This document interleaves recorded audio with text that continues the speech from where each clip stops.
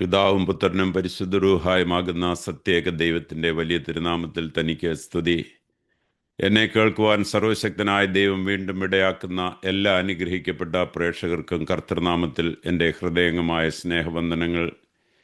ദൈവഹിതമെങ്കിൽ ഇന്ന് നിങ്ങളോടൊപ്പം പങ്കുവയ്ക്കുവാൻ ഞാൻ ആഗ്രഹിക്കുന്നത് വിവേകത്തോടും ധൈര്യത്തോടും കൂടി ചൂഷണങ്ങളെ ഒഴിവാക്കുക എന്ന വിഷയത്തെ പറ്റിയാണ്. നമുക്ക് ചുറ്റും തെറ്റായ കാര്യങ്ങൾ നടക്കുമ്പോൾ എന്തുകൊണ്ടാണ് നല്ലവരായ പലരും നിശബ്ദത പാലിക്കുന്നത്? പ്രിയ സഹോദരി സഹോദരന്മാരെ, നമ്മുടെ കർത്താവായ യേശു ക്രിസ്തു തൻ്റെ അനുയായികൾക്ക് വളരെ ശ്രദ്ധേയമായ ഒരു നിർദ്ദേശം നൽകുന്നുണ്ട്. വിശുദ്ധ മത്തായിയുടെ സുവിശേഷം 10:16 അവിടുന്ന് ഇപ്രകാരം പറയുന്നു: ഇതാ, ചെന്നായ്ക്കളുടെ ഇടയിലേക്ക് ആടുകളെ എന്ന പോലെ ഞാൻ നിങ്ങളെ അയക്കുന്നു. ആകയാൽ നിങ്ങൾ പാമ്പിനെ പോലെ വിവേകികളും ബുദ്ധിയുള്ളവരും പ്രാവിനെ പോലെ നിഷ്കളങ്കരും ആയിരിക്കുവിൻ. ഈ ലോകത്ത് നാം എങ്ങനെ ജീവിക്കണം എന്നതിനെക്കുറിച്ചുള്ള ആഴമേറിയ ജ്ഞാനം ഈ ചെറിയ വചനത്തിലുണ്ട്. ഈ ലോക ജീവിതം എപ്പോഴും എളുപ്പമായിരിക്കുമെന്ന് യേശു പറഞ്ഞിട്ടില്ല. പകരം ചിലപ്പോഴൊക്കെ നാം ചെന്നായ്ക്കളുടെ ഇടയിലെ ആടുകളെ പോലെ ആയിരിക്കുമെന്ന് അവിടുന്ന് മുന്നറിയിപ്പ് നൽകി. സത്യത്തെ മൂടിവെക്കുവാൻ ശ്രമിക്കുന്ന സമ്മർദ്ദങ്ങളും സ്വാധീനങ്ങളും ശബ്ദങ്ങളും നമുക്ക് ചുറ്റുമുണ്ടാകും.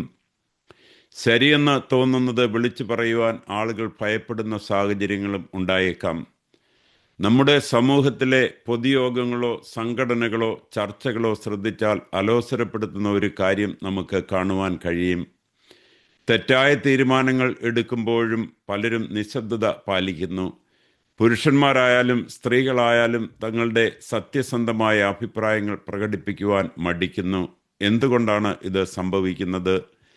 പലപ്പോഴും സമൂഹത്തിൽ സ്വാധീനമുള്ളവരോ ആദരിക്കപ്പെടുന്നവരോ ആയ വ്യക്തികൾ സംസാരിച്ചു കഴിഞ്ഞാൽ അവരോട് വിയോജിക്കാൻ മറ്റുള്ളവർക്ക് ഭയം തോന്നുന്നു. അങ്ങനെ ആ നിശബ്ദത ഒരു ശീലമായി മാറുന്നു. എന്നാൽ തെറ്റായ തീരുമാനങ്ങൾക്കെതിരെയുള്ള ഈ മൗനം സമൂഹത്തിൽ ആശയക്കുഴപ്പത്തിനും അനീതിക്കും കലഹങ്ങൾക്കും കാരണമാകും.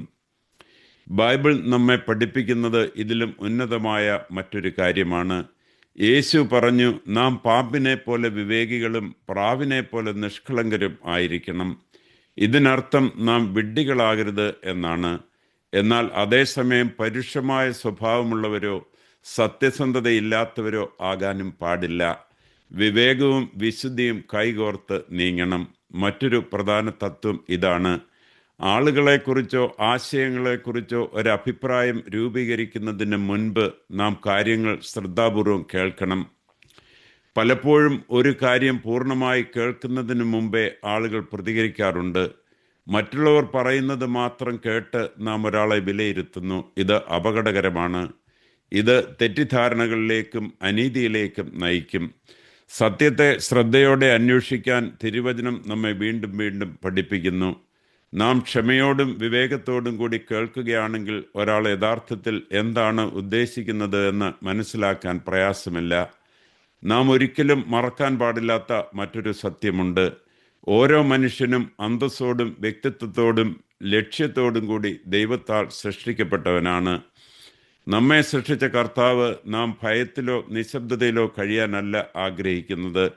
ചിന്തിക്കാൻ ഒരു മനസ്സും വിവേചിച്ചറിയാൻ ഒരു ഹൃദയവും നന്മയും സത്യവും സംസാരിക്കുവാൻ ഒരു ശബ്ദവും അവിടുന്ന് ഓരോരുത്തർക്കും നൽകിയിട്ടുണ്ട്. നമ്മുടെ വാക്കും പ്രവൃത്തിയും നമുക്ക് മാത്രമല്ല മറ്റുള്ളവർക്കും സമൂഹത്തിനും ഗുണകരമായിരിക്കണം. നമ്മുടെ ലക്ഷ്യങ്ങൾ ആത്മാർത്ഥവും നിർമ്മലവുമാകുമ്പോൾ നമ്മുടെ വാക്കുകൾ ദൈവത്തിന് പ്രസാദകരമായി തീരുന്നു. പ്രതിസന്ധികളിൽ നാം ഒറ്റയ്ക്കല്ല. തൻ്റെ ജനത്തെ നയിക്കാമെന്ന് ദൈവം വാഗ്ദാനം ചെയ്തിട്ടുണ്ട്. ഏത് സാഹചര്യത്തിലും നാം നമ്മെ തന്നെ അവിടുത്തെ മുൻപിൽ സമർപ്പിക്കുകയാണെങ്കിൽ ശരിയായ വാക്കുകൾ നമ്മളുടെ ഹൃദയത്തിലും ചിന്തയിലും നൽകാൻ അവിടുത്തേക്ക് കഴിയും. നെഹമ്യാവിൻ്റെ ജീവിതത്തിൽ ഇതിന് മനോഹരമായ ഒരു ഉദാഹരണമുണ്ട്.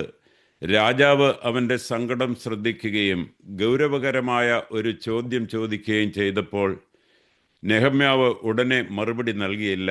പകരം അവൻ ആദ്യം ദൈവത്തോട് നിശബ്ദമായി പ്രാർത്ഥിച്ചു എന്നാണ് ബൈബിൾ പറയുന്നത്. ദൈവഹിതം തേടിയ ശേഷമാണ് അവൻ സംസാരിച്ചത്. ഇതൊരു വലിയ പാഠമാണ്. നാം സംസാരിക്കുകയോ പ്രവർത്തിക്കുകയോ ചെയ്യുന്നതിന് മുമ്പ് നമ്മുടെ ഹൃദയങ്ങളെ ദൈവത്തിങ്കലേക്ക് തിരിക്കണം. തിരുവചനത്തിൻ്റെ ആരംഭം മുതൽ അവസാനം വരെ നാം നോക്കിയാൽ ദൈവത്തിൽ ആശ്രയിക്കുന്നവരെ അവിടുന്ന് എപ്രകാരം സംരക്ഷിക്കുന്നുവെന്ന് കാണാം.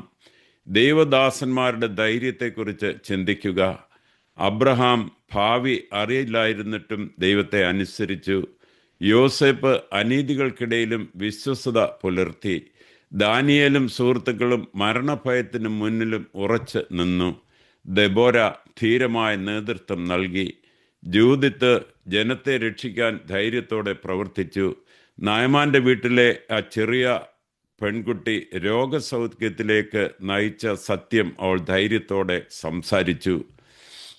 ഈ കഥകളെല്ലാം നമ്മെ ഓർമ്മിപ്പിക്കുന്നത് ധൈര്യമെന്നത് രാജാക്കന്മാർക്കോ ശക്തർക്കോ മാത്രം ഉള്ളതല്ല എന്നാണ്. തന്നെ വിശ്വസിക്കുന്ന ആരെയും ദൈവത്തിന് ഉപയോഗിക്കാൻ കഴിയും. നമ്മുടെ കർത്താവായ യേശു ക്രിസ്തുവും പരിപൂർണമായ വിവേകവും ധൈര്യവുമാണ് കാണിച്ചത്.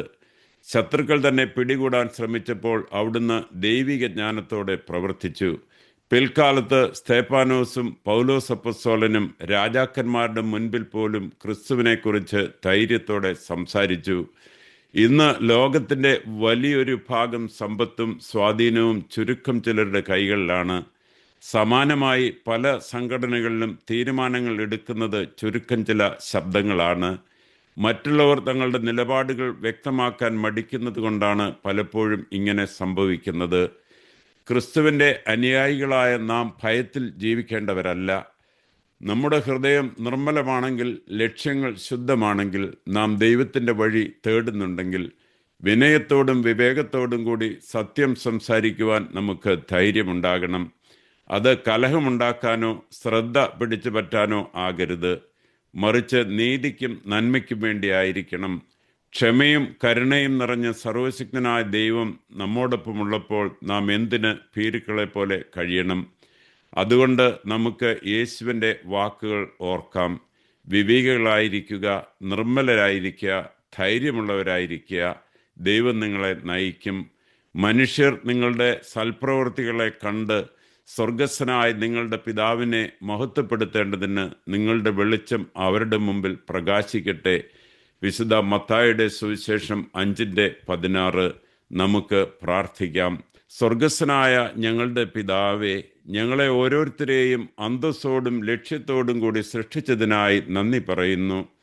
സത്യത്തിനും നന്മയ്ക്കും വേണ്ടി സംസാരിക്കേണ്ട സമയത്ത് ഭയം മൂലമോ സമ്മർദ്ദം മൂലമോ ഞങ്ങൾ നിശബ്ദരായിരുന്ന നിമിഷങ്ങളോട് ക്ഷമിക്കണമേ. ദൈവമായ കർത്താവെ, പാമ്പിനെ പോലെ വിവേകികളും പ്രാവിനെ പോലെ നിഷ്കളങ്കരുമായിരിക്കുവാൻ ഞങ്ങളെ പഠിപ്പിക്കണമേ. അബ്രഹാമിനെ പോലെ അനുസരണവും, യോസേപ്പിനെ പോലെ വിശ്വസ്തതയും, ദാനിയേലിനെ പോലെ ധൈര്യവും, സ്തേഫാനോസിനെയും പൗലോസിനെയും പോലെ ആവേശവും ഞങ്ങളുടെ ഹൃദയങ്ങളിൽ നിറയ്ക്കണമേ. കാര്യങ്ങൾ ശ്രദ്ധയോടെ കേൾക്കുവാനും ചിന്തിച്ച് സംസാരിക്കുവാനും സ്നേഹത്തോടെ പ്രവർത്തിക്കുവാനും ഞങ്ങളെ സഹായിക്കണമേ. നെഹമ്യാവിനെ പോലെ സംസാരിക്കുന്നതിന് മുൻപ് പ്രാർത്ഥനയിൽ അങ്ങയെ തേടാൻ ഞങ്ങളെ പഠിപ്പിക്കുമാറാകണമേ. ഞങ്ങളുടെ ചിന്തകളും വാക്കുകളും തീരുമാനങ്ങളും മറ്റുള്ളവർക്ക് അനുഗ്രഹമായും അങ്ങയുടെ നാമത്തിന് മഹത്വമായും തീരട്ടെ. ഞങ്ങളുടെ ഹൃദയങ്ങളിൽ നിന്ന് ഭയത്തെ മാറ്റി അങ്ങയുടെ സാന്നിധ്യത്തിലുള്ള ഉറപ്പ് നൽകണമേ. ഞങ്ങളുടെ ജീവിതം ഈ ലോകത്ത് സത്യത്തിൻ്റെയും സമാധാനത്തിൻ്റെയും നീതിയുടെയും ഉപകരണങ്ങളായി മാറട്ടെ. ഞങ്ങളെ തന്നെ പൂർണ്ണമായും അങ്ങയുടെ ഇഷ്ടത്തിന് സമർപ്പിക്കുന്നു. ദൈവമായ കർത്താവെ, നീ അനുഗ്രഹിക്കുന്നവനും അധികം അനുഗ്രഹമുള്ളവനും ഞങ്ങളെ കാത്തു രക്ഷിക്കുന്നവനും ആകയാൽ സൃഷ്ടിക്കുന്നവനായ ഞങ്ങളുടെ കർത്താവീശോ മിശിഹാ, നിനക്ക് ഞങ്ങളുടെ രക്ഷയ്ക്കായി നിന്നെ അയച്ച പിതാവിനും ശുദ്ധമുള്ള നിന്റെ റൂഹായിക്കും സ്തുതിയും വന്ദനവും ഇപ്പോഴും എപ്പോഴും എന്നും എന്നേക്കും യോഗ്യമാകുന്നു. ആമേൻ. ദൈവം നിങ്ങളെ എല്ലാവരെയും അനുഗ്രഹിക്കട്ടെ എന്ന് പ്രാർത്ഥിച്ചുകൊണ്ട് നിർത്തുന്നു. പിതാവിൻ്റെയും പുത്രൻ്റെയും പരിശുദ്ധാത്മാവിൻ്റെയും അതിപരിശുദ്ധമായ നാമത്തിൽ തന്നെ. ആമേൻ.